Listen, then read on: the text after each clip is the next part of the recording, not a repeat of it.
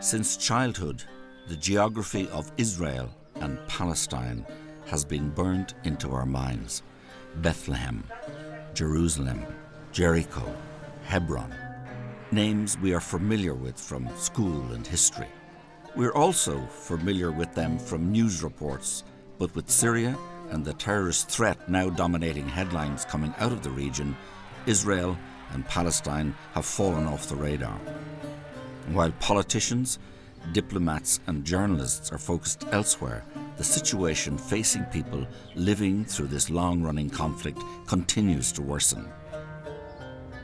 2017 marked the 50th anniversary of the war that defines the modern and highly contentious geography of the region.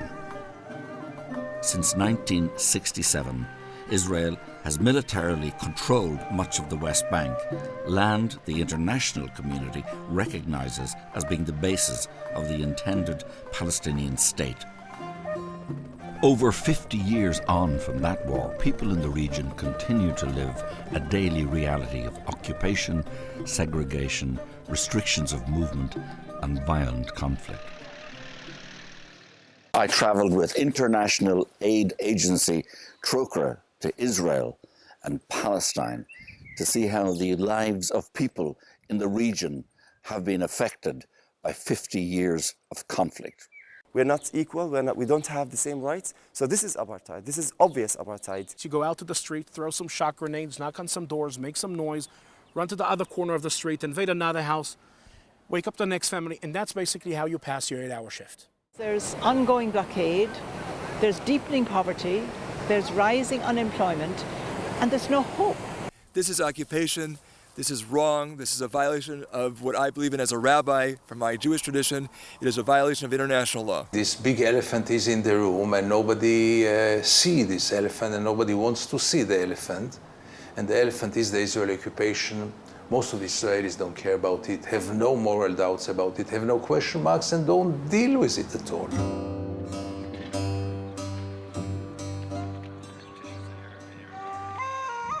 One of the oldest cities in the world, Jerusalem, is also one of the most contentious. With some of the holiest shrines in Judaism, Islam and Christianity located just yards from each other, Jerusalem's old city is thronged with tourists. But while history attracts tourists into Jerusalem, it has also trapped the city into a bitter power struggle. In 1948, the State of Israel was created. Jerusalem was intended to be a shared capital for both Israel and an envisaged Palestinian state. But since the 1967 war, Israel has ruled both Israel West Jerusalem and Palestinian East. Jerusalem's old city is one of the most hotly contested square miles in the world. Tension is never far from the surface. Not far from where tourists soak up the sights, I found a small group of women protesting outside the district court of Jerusalem. The mother and friends of 16-year-old Mohammed Abu Qadir gathered. Mohammed had been abducted and burned to death in a local park. His murder is believed to have been a revenge killing by right-wing Israelis in retribution for the murder of 2 Jewish teenagers, all part of the depressing cycle of ongoing violence and bloodshed. The man accused of Mohammed's murder, Yosef Hayem Ben David, was found guilty by the Israeli court and sentenced to life in prison. But the 50-year occupation stretches well beyond this ancient city. Since 1967, Israel has occupied the majority of the West Bank, which is internationally recognized as being Palestinian land. I wanted to go beyond Jerusalem and see what life is like for people living under full military law. Following the outbreak of Palestinian violence in 2002, Israel began construction of a wall to divide the West Bank from Israel. This wall has had the effect of cutting Palestinians off from Jerusalem. In Bethlehem, I watched as thousands of Palestinians queued to get through the checkpoint which divides them from the city they view as their capital. I met Amin Jabrin, who owns a tea stand at the checkpoint. He explained to me that the people queuing were the lucky few who have been granted permits to cross into Jerusalem. My name's Amin Jibreen, my age 35. This is the main checkpoint in Bethlehem 300. The first man who come to this checkpoint every morning, me at 2 o'clock a.m. I come here to sell coffee and tea for the worker who cross to Jerusalem. Every day more than 6,000 to 7,000 workers cross this checkpoint. They work in Jerusalem. Most of the people, they work in construction. And they are lucky people because they have permission. Because if you are in Palestine and you have permission to work in Jerusalem, you are lucky, man. When fully completed, the wall will stretch for over 700 kilometres. Although supposedly the dividing line between Israel and Palestinian lands, it does not follow the internationally recognised border. Instead, it cuts and slices through Palestinian land. Close to the village of Bat Jala, I watched as another section of the wall was erected. This area is recognised by the international community as being Palestinian. The wall, however, will leave it on the Israeli side. Palestinian farmers who have farmed it for generations will no longer be able to access it. Israel says this is for security. For local farmers, however, it is simply a land grab. One day we just discovered that a lot of army and soldiers and Israelis coming here to uproot all the olive trees, and we are talking about an ancient olive trees, like 1400, since the Roman time. So we came to cover and to see what's happening, and we find out that the Israeli planning, or they start to implement a plan to separate this area and to confiscate this valley and to add it to, to Israel.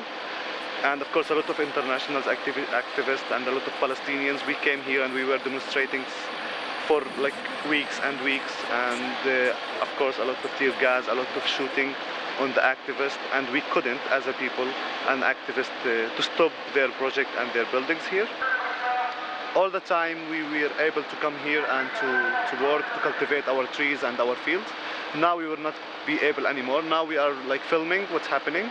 And the soldiers up there, if you see, they are calling us on the mic, saying we need to go and to leave this area. But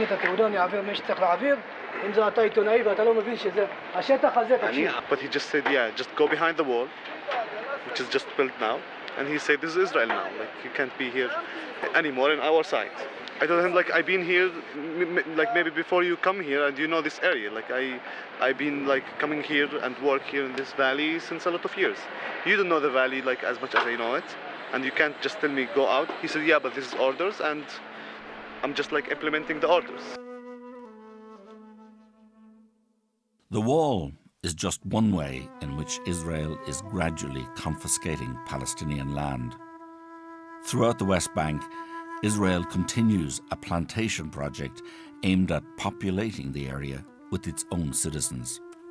Today, there are an estimated 600,000 Israelis living in settlements dotted across the West Bank. These settlements, built on Palestinian land to home Israeli citizens, are illegal under international law. Directly behind me on the top of this hill is the Israeli settlement of Gilo. So these settlements, like Gilo behind us here, are essentially commuter towns in the satellite of Jerusalem. So a lot of these residents will live in very Western-style houses, some of them with swimming pools, with first world services like electricity and water, and will be connected via access roads to Jerusalem. So many of the residents would commute maybe 10, 15 minutes into Jerusalem, and the houses will be subsidized.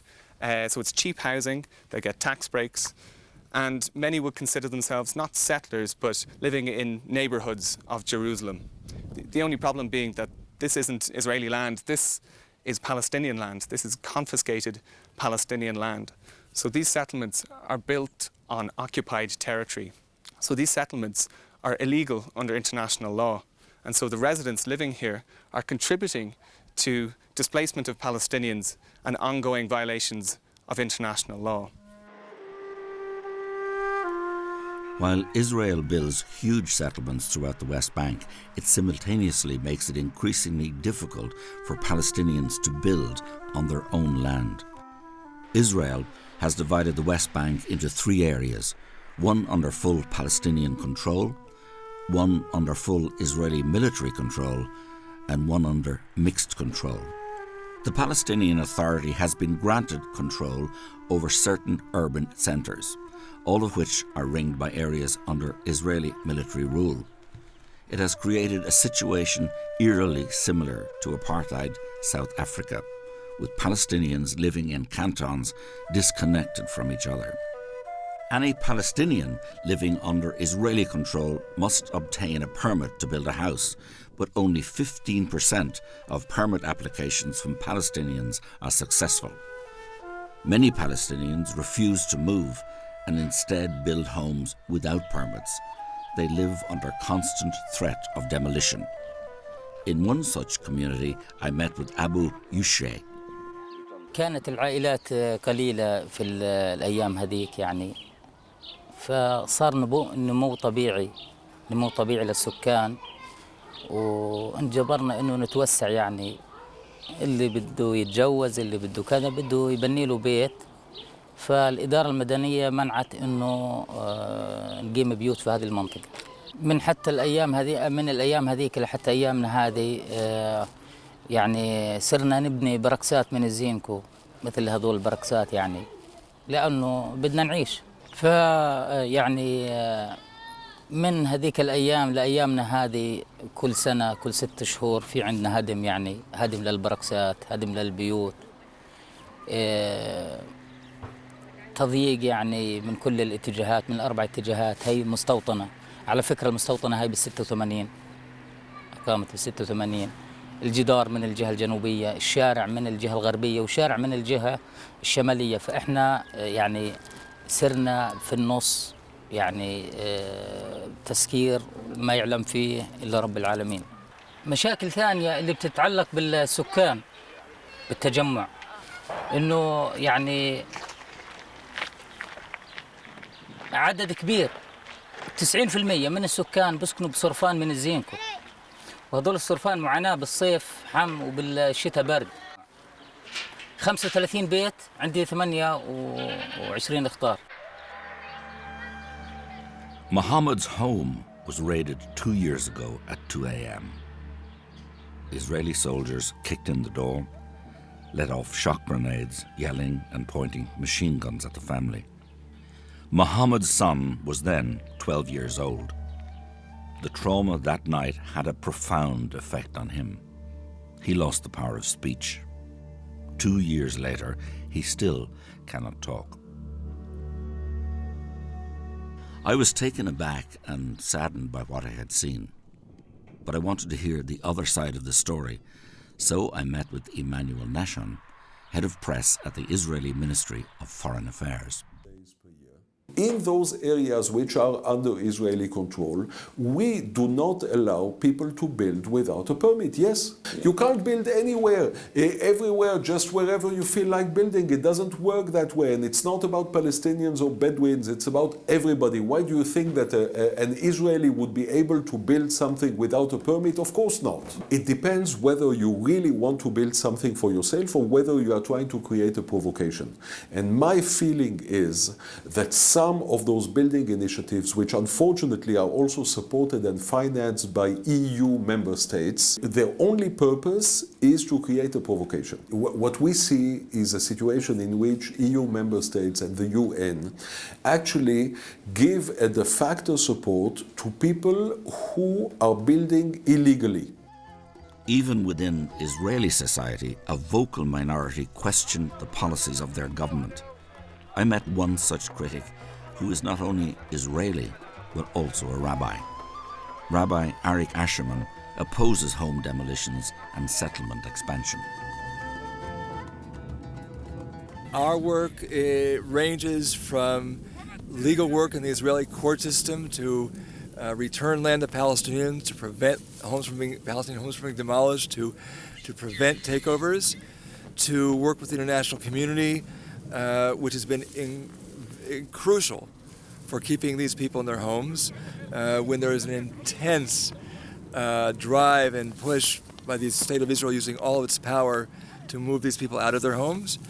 And sometimes it can be on-the-ground work, physically accompanying the farmers when they are harvesting, or the shepherds, or getting to their trees, or whatever has to be done so they can do so safely. Rabbi Arik's work brings him directly into conflict with the Israeli state and with settlers. Even his status as a rabbi offers him little protection. On a recent routine visit with Palestinian farmers to an olive grove, Rabbi Arik was attacked by a masked settler who threatened to stab him. He was lucky to escape with his life. Despite violent confrontation, he is still determined to speak out in support of Palestinians facing home demolitions. We visited one such community where he has campaigned to keep the bulldozers at bay. Fatima and her family and the other families of Susia are still in their homes today. And that's not something that should be taken for granted. And yet, they are living by the skin of their teeth, scraping out a living, not being able to fully live in dignity on their own land because of all the intense pressure being applied in every imaginable way by the state to get them eventually to move. It becomes a human rights issue when, in the name of a negotiating position, agree with it or disagree with it, you try to basically expel people from their homes. And that's what we have down here. This is occupation. This is wrong. This is a violation of what I believe in as a rabbi from my Jewish tradition. It is a violation of international law. Close by, Rabbi Arik brought me to another community who are waiting for a date in court to appeal against the demolition of their home. We're here in a small village, a community called Tarek in the south Hebron Hills, and we've come here today with Rabbi Arik, and he's negotiating on behalf of the community here to prevent this house behind me being demolished. They're in court tomorrow morning, and the homeowner says that if this demolition order is carried out, they will have to return to living in tents. They had to build without a permit because they had a new family and they couldn't get a permit. Now he's asking, what would you want to tell the judge? What are you going to do if you come and demolish your home? I'd like to tell the judge, before you were a judge, you were a little boy or a girl, and then you grew up, and then you got married and you built a home, and we're the same. Would you agree that someone would come and demolish your home and leave your children without a roof over their heads, exposed to the elements and to the sun? You may be a high court judge, but you're also a human being. And you should understand from your human feelings that we just want to live and have normal lives here. The difficulties Palestinians face in gaining building permits also extends to other resources. According to Human Rights Watch, not only are building permits difficult or impossible for Palestinians to obtain in 60% of the West Bank, Palestinians also have limited access to water, electricity, schools, and other state services that are readily available to Israeli settlers. Water is among the most contentious resource. I visited one area where locals say their traditional water supply has been rerouted to serve settlers. We're here just outside Jericho at the Aluja Spring. This, as you can see behind me, is a dry spring bed where before water flowed freely all year round. That is until 1967, when the Israelis came in here and built this pumping station behind. And now the pumping station pumps an enormous amount of water from here, depriving the local Palestinians of water for their agriculture, water for their homes, and it goes directly to the settlements. The Palestinians can get some of the water back, but they have to pay for it. The charge is hotly contested by the Israeli government. Israel does not steal water from the Palestinians, and we certainly do not stop the possibility of water coming to Palestinian towns and villages. We have the possibility to bring fresh water, which can be used for agricultural purposes, for industry purposes, and even for drinking, to Israelis and to Palestinians. We do not discriminate. The different treatment given to Israeli and Palestinians living in the West Bank shocked me. Even the legal system people live under is defined by their ethnicity. Israeli settlers living under civil law, while Palestinians are subjected to military law. But I'd seen nothing yet. If people in rural areas suffer discrimination, the city of Hebron takes it to a whole new level. Like Jerusalem, Hebron is claimed by both Israelis and Palestinians. Although located deep in the heart of the West Bank, Israeli settlers claim the city. To defend them, the Israeli military has shut off the historic centre of the city to Palestinians. We met Israeli writer Gideon Levy, whose weekly column for Haaretz newspaper often highlights human rights abuses in the West Bank. If you want to see the Israeli apartheid in a nutshell, go to Hebron. There's no other place in which you can see it in the most crystal clear way. I mean, when a whole community is expelled from their homes, thousands of people, from their shops.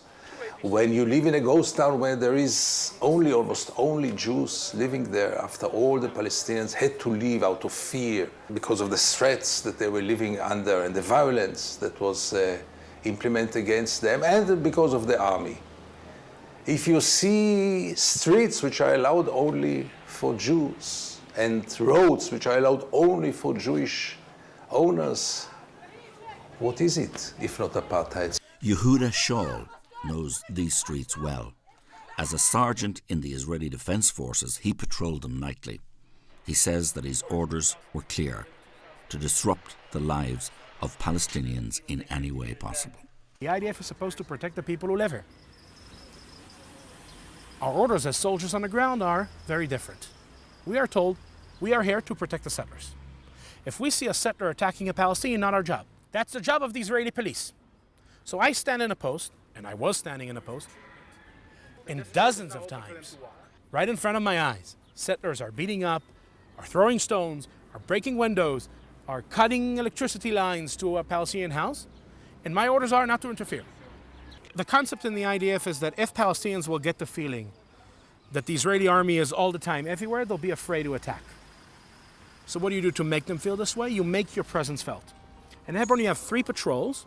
That's their job, to make their presence felt. You start your night shift patrol, 10 o'clock till 6 o'clock in the morning.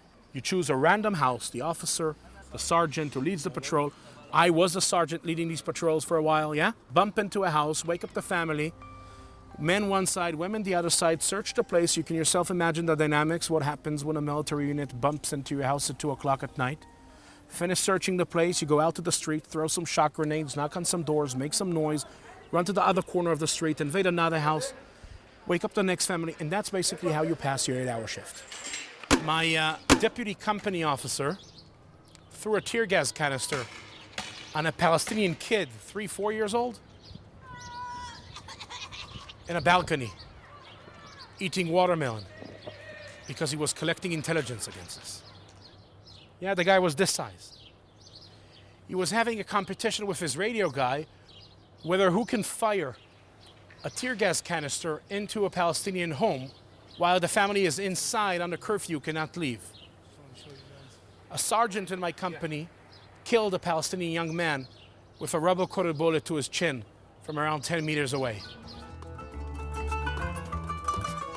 Shaul's actions in Hebron eventually led to him questioning the Israeli military's presence in Hebron and throughout the West Bank. He went on to establish Breaking the Silence, an organization of former Israeli soldiers who now campaign against the occupation of Palestinian land. The turning point for me was towards the end of my service. I was based outside of Bethlehem, and I was suddenly able to see myself in the mirror. We basically started having these conversations about things we've done and seen. And the one thing we kept bumping into was the realization that people back home in Israel have no clue. You know, like our own society is sending us here to do the job, so to speak, without understanding what doing the job means. So we decided to bring Hebron to Tel Aviv. That was our slogan. Yeah, we wanted people back home to know what's going on. The Israeli occupation is not in the Israeli discourse. People know very little about the occupation. People don't know about the occupation, don't want to know about the occupation. Most of the Israelis have never been to the occupied territories, and they couldn't care less. And in June 1st, 2004, we opened a photo and video exhibit in Tel Aviv. We were 64 people from my unit. Our photos on the walls, our faces on the screen with video testimonies about what we've done. We became the story of the country for the week. If you would come to me 12 years ago when we started and tell me that today I'll be sitting here after about 1,100 soldiers broke their silence, I would probably laugh in your face. And there we are. After about 1,100 soldiers broke their silence, understood what they've done. Yeah, stood up in front of the mirror, saw himself in the mirror and took a stand and broke the silence. And their story is now up here in front of our society, demanding from us as a society to take responsibility. That's for me the most important thing. Today, Shaul works with the very Palestinian communities he once ruled over. Among them is Abel Rahman Samalia. My name is Abdurrahman, and I live in this house. This is my house. This is where I live. If a settler came to my house and attacked me in my house, if he went to the police station and said that I attacked him, by the law, I'm guilty until I prove the opposite. So by the law, I will go to jail. And they are innocent until not I prove the opposite, but the police proves the opposite. The Palestinians who are living here, they are all under the military law. The settlers who are living here, they are under the civilian law. We're not equal. We don't have the same rights. So this is apartheid. This is obvious apartheid. I live in Hebron in an area called Tel Rumeda. It's really, really hard and difficult to live next to the settlement. I was 10 years old when I started school here in this area. From 10 years until maybe 18, and it was the same, like it was all attacking. They attacked us physically, they throwing stones, they throwing dirty water, eggs, anything you imagine. They can do anything you imagine. I'd never seen anywhere like Hebron before, a ghost town filled with the pain of people who had been evacuated. It was eerie to walk down its empty streets. On one of the streets that is off limits to Palestinians, I met an Israeli settler who lives in the city. First of all, welcome to Hebron. It's the first historic Jewish city. There are many Jewish livers here, and they're not settlers. We're not settling foreign land. This is our land. We lived here before the establishment of the state or anything like that. We are the indigenous people here. I'm not saying there aren't other people that lived here for years. And I wish we can go back to the day, the way it was beforehand, where we lived side by side with true, real peace. There's organizations, NGOs, who mask themselves as human rights or whatever they want to call it, which use it as an agenda to spew that hate and that violence and keep it going, because if us and the local Arabs work it out, then they don't have a reason to exist. His words echoed those of official Israel. Israel continues to build settlements, and then the UN have recently said that the settlements, I'm just quoting this, are in direct violation of Article 49 of the 4th Geneva Convention, which forbids an occupier from transferring its own civilians into the territory it occupies. Well, we have a disagreement. We have a legal disagreement with the UN. And you don't agree with the UN on that? No. We do not agree on that statement at all. And the reason is the following. We do not consider this land to be occupied land. We have demonstrated time and again that when there is real peace, we are willing to uproot settlements. We have done it in Egypt. We have done it unilaterally in the Gaza Strip. The settlement blocks, which are most of them, or all of them rather, in the vicinity of the Israeli border, are meant to stay under Israeli sovereignty. But what we have discussed with the Palestinians some years ago was the possibility of a territorial exchange. We see the activity of settlement building as something which is not against international law, and something that needs to be discussed together with the Palestinians. But if the conflict in the West Bank is a gradual and systematic one, the situation in Gaza is more upfront. 41 kilometers long and 12 kilometers wide, Gaza is a tiny, self-governing territory that is home to almost 2 million people. With both Israel and Egypt having locked its borders to all but a select few, the majority of Gaza's citizens are trapped it has become effectively the world's largest open-air prison.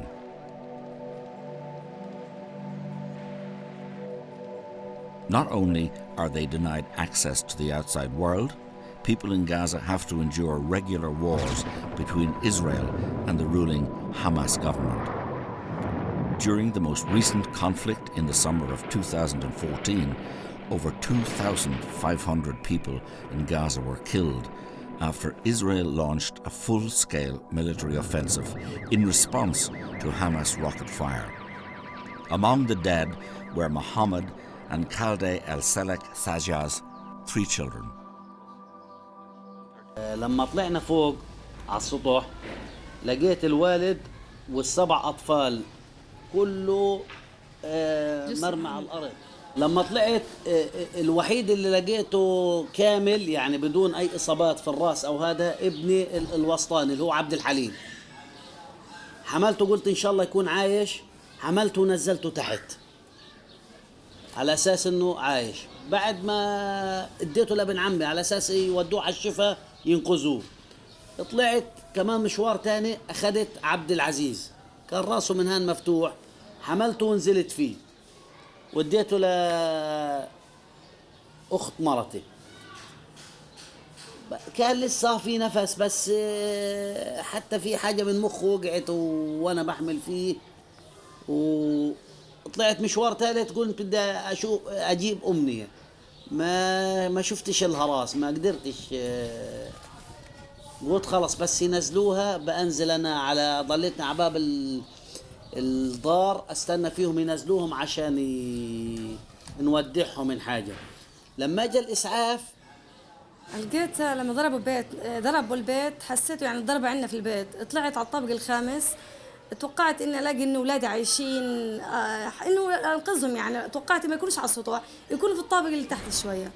طلعت فتحت هذا لقيت طلعت دغري على السطح لقيت بقول لك حماية و7 أطفال كلهم اللي ملوش راس، اللي مستشهد على المطرح، كلهم يعني كانوا مستشهدين يعني جثث سامدة برق دم. لقيت أنا كل بس إني طالعة المنظر هذا كمان ما رجعتش بعد وعي إنه كان التصار كله على أولادي. طلعت لقيت زوجي ما ياخد ابني الوسطاني، لقيتها ضلت البنت بتطلع ما لقيتلهاش راس. لما شفت منظر ما لهاش راس نزلت من غير وعي على الدرج.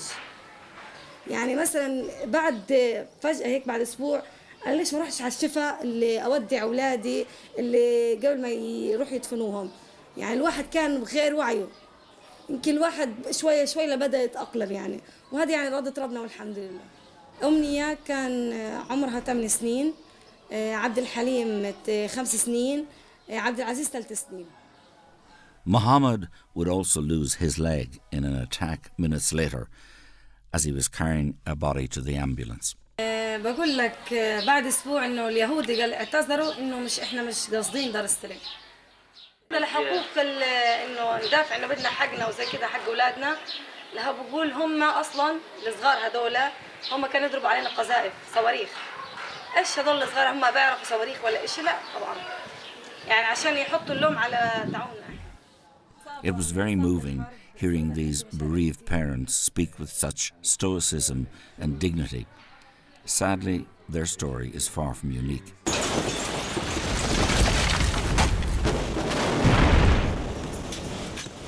On the 10th day of the conflict, an Israeli missile hit the house of Talal Mohammed al-Hello's brother. صاحب البيت اللي هو أخويا وزوجته مسنين وبناتهم وأطفالهم كلهم راحوا في البيت بالسواء مع الأرض.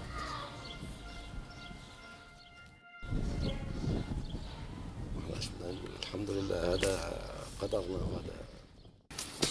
هذا ما قتلته القوات الجيش الإسرائيلي. أطفال عمره 6 شهور سنة وسنتين، الأب والأم، ولا واحد فيهم في مقاومة، ولا واحد فيهم عسكري، ولا واحد فيهم لا حماس، ولا فيهم فتح، ولا في جندي، ولا في أي علاقة بهذا الشغل. قتلوا أطفال ونساء. Layla al-Hello lost her daughter during the war.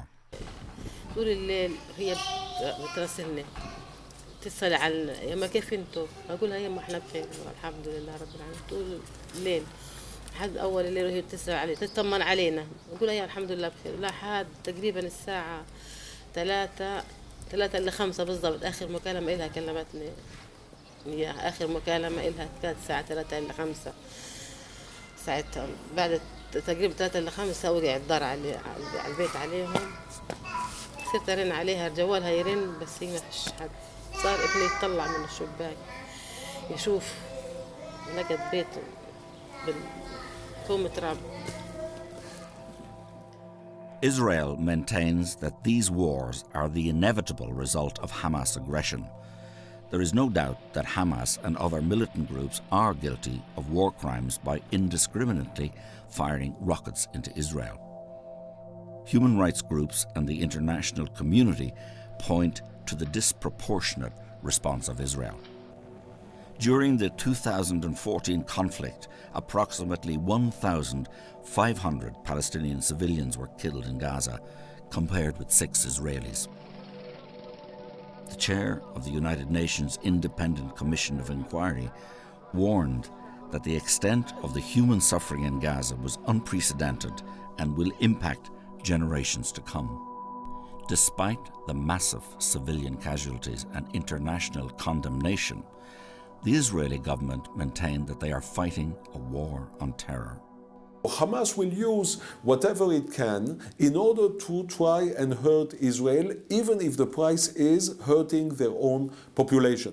There is no better way to describe Hamas. It's a bunch of Islamic hoodlums who have taken them over. It's a dictatorship. It's a bloody dictatorship. Imagine the following dilemma, and those are dilemmas that we have been facing every day. A group of Hamas people start shooting rockets or mortars from a schoolyard. Do we shoot back? Don't we shoot back? Whatever we do, it's bad. Walking through Gaza's streets, the impact of the ongoing blockade and cyclical violence was obvious.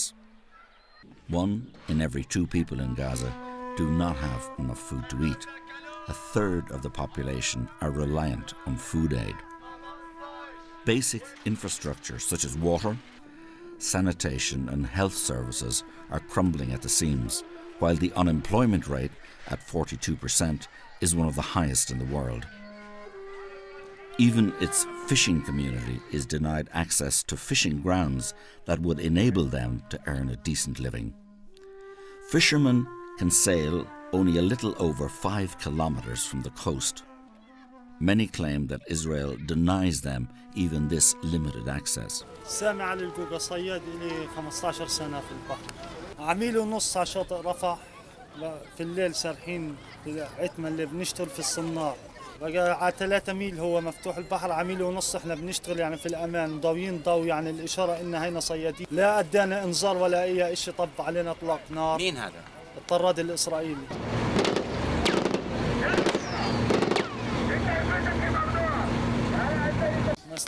ضب علينا اطلاق نار، مش عارفين وين نروح في الميه، احنا مش عارفين وين بدنا نشرب، مش عارفين وين نشرب. دمر الحسكه نهائي، ضرب الحسكه اول فجار نهائي. destroyed by a rocket.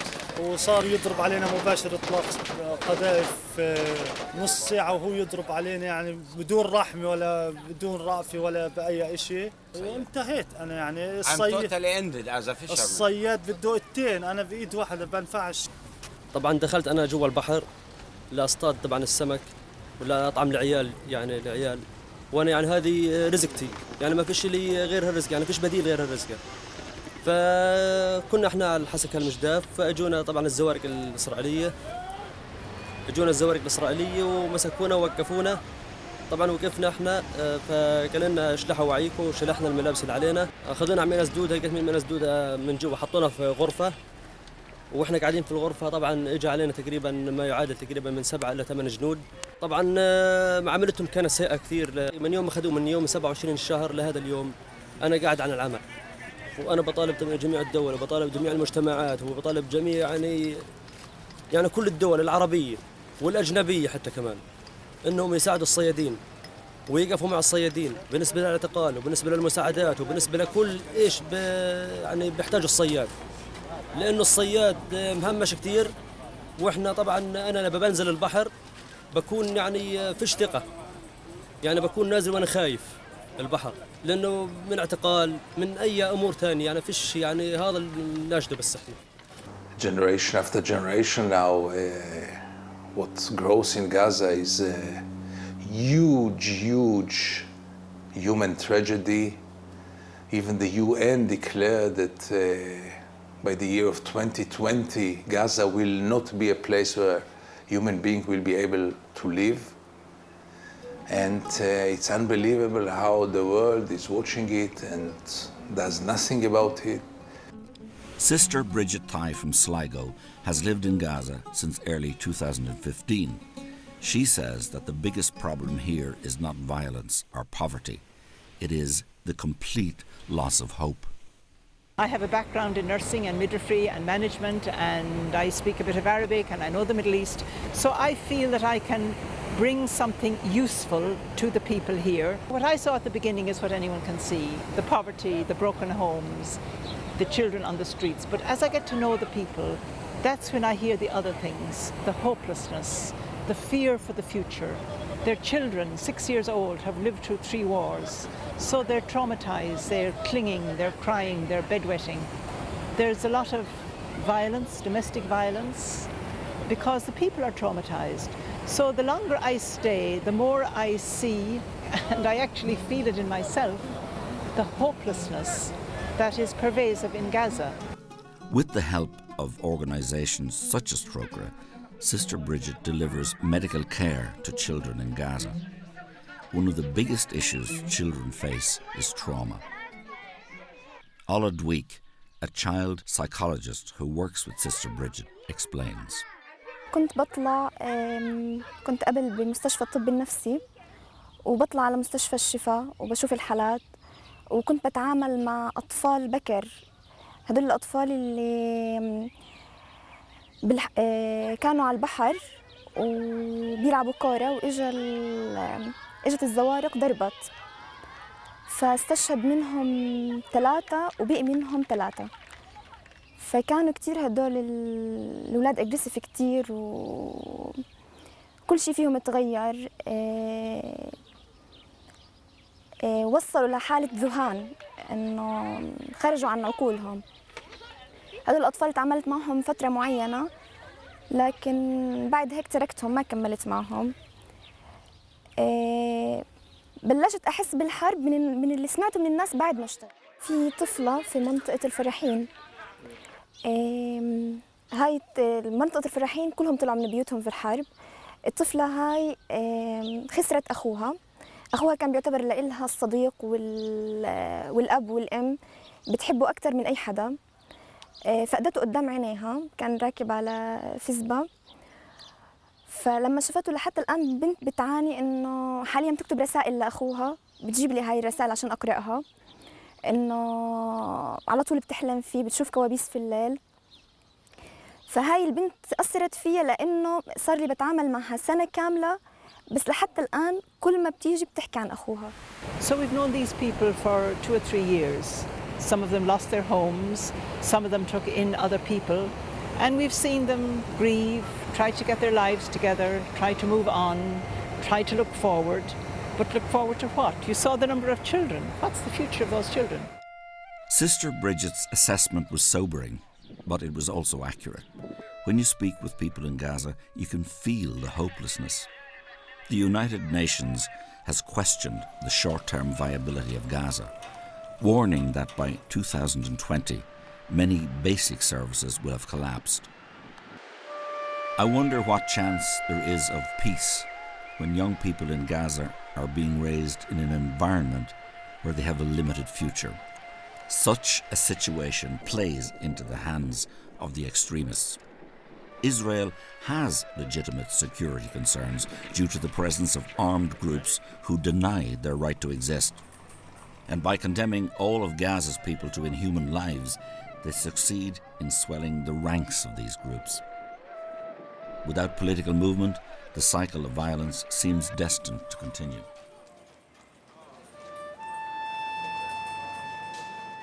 I've just spent 2 days in Gaza, an extraordinary experience. I'm here in a caged area between Gaza and Israel.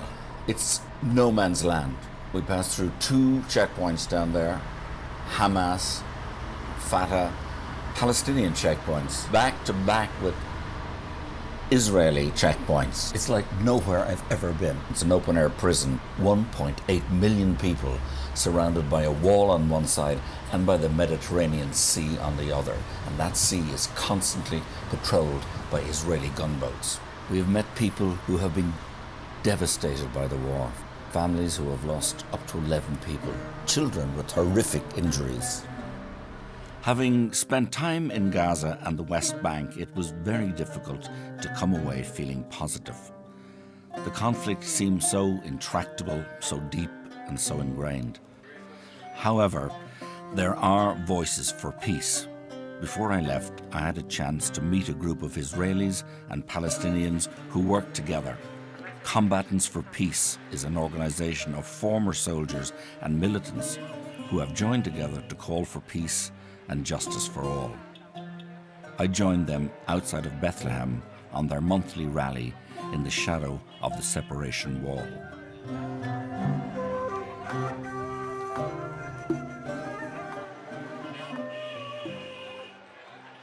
Combatants for Peace, which is a joint organization of Israeli and Palestinian who took part in the circle of violence, which means Israelis who participated in the army, a Palestinian who sat in the Israeli jail and said, we are not longer willing to continue the violence, the circle of violence. We don't want our children to live in this kind of environment, and we're willing to do something today in order to ensure that our children will have a better chance to live here. The only way to end this conflict is to talk together with Palestinians who are non-violent. I used to live a few years in America, and I just felt I can't represent. I felt almost ashamed being Israeli, because when you're outside, you see how Israel looks from the outside, and it's so hard. So when I came back, I became more active in the issue of occupation, because I feel that when we're here, we have to do what we can to change this. During my short time in Israel and Palestine, I met several Israelis who shared the view that the time has come to end the occupation and deliver a lasting peace. These activists remain a minority voice, but there are signs that their numbers are growing. In April 2017, 2 former heads of Israel's powerful domestic intelligence service claimed that the ongoing occupation was destroying Israeli society. Ami Elion and Carmi Gilon warned that the occupation was putting Israel on a path of incremental tyranny. It is a view shared by Dov Kennan, a member of parliament who has gone as far as accusing his own country of engaging in ethnic cleansing. The problem in Israel is not that people so much like the current situation. The most important problem is that most Israelis do not see an alternative. Most Israelis, in principle, were willing to have a 2-state solution, to have an independent Palestinian state alongside Israel. The problem is that the right wing in Israel succeeded to persuade the majority of Israelis that this solution is not possible. The current situation is not a frozen situation. It is a deteriorating situation. The fact that occupation is continuing, and the fact that many people, Palestinians and Israelis alike, are losing hope, this is, by itself very, very dangerous, because people without hope can do very, very bad things. After hearing so many stories of despair, it was inspiring to see people from both sides of this decades-old conflict coming together and calling for solutions. Sadly, there are no political moves towards peace. The election of Donald Trump in the US has further emboldened right-wing voices in Israel. Settlement construction continues, as does the displacement of Palestinian families. Contentious issues such as the moving of the American embassy from Tel Aviv to Jerusalem in May 2018, and later in July, the passing of the Jewish Nation state law, which the Arab minority claims reduces their rights and is racist and discriminatory by nature. These issues do nothing to further the cause of peace. The situation in Gaza continues to worsen. Also in May, Israeli soldiers used live ammunition on demonstrators in Gaza, killing dozens. Palestinian health officials said more than 2,700 were wounded, with around half injured. Governments around the world, including Ireland's, continue to condemn the use of live ammunition and the ongoing occupation of the West Bank. Few, however, are prepared to take any action to pressurise Israel into a change of policy. In July 2018, Shannon Aaron, the Irish Senate, voted to support a bill brought forward by independent Senator Francis Black. That bill would prohibit the sale in Ireland of goods produced in illegal Israeli settlements. At its core, the bill is about respecting international law and standing up for the rights of vulnerable people. It is a chance for Ireland to state strongly that it does not support the illegal confiscation of land and the human suffering that inevitably results. A settlement goods ban has long been supported by organisations such as Trócaire, who point out that condemning settlements is meaningless when we continue to trade with them. The Irish government opposed the bill and have refused also to recognise the state of Palestine, despite a vote in the Irish Parliament, Dáil Éireann, in 2014, calling on them to do so. Campaigners argue that these measures, while being largely symbolic, are important in putting international pressure on Israel to end its policy of occupation. There are no easy answers to the situation in Palestine and Israel. Peace will be difficult to find and even harder to secure. What we do know is that blockades, land seizures, house demolitions and segregation will not bring peace to this land. It seems to me that these policies will only further drive the Palestinian and Israeli people apart. Ultimately, peace can only happen by people working together to find compromise and solutions. Only then is there a chance for everybody in this troubled land to live with the dignity and peace they all deserve.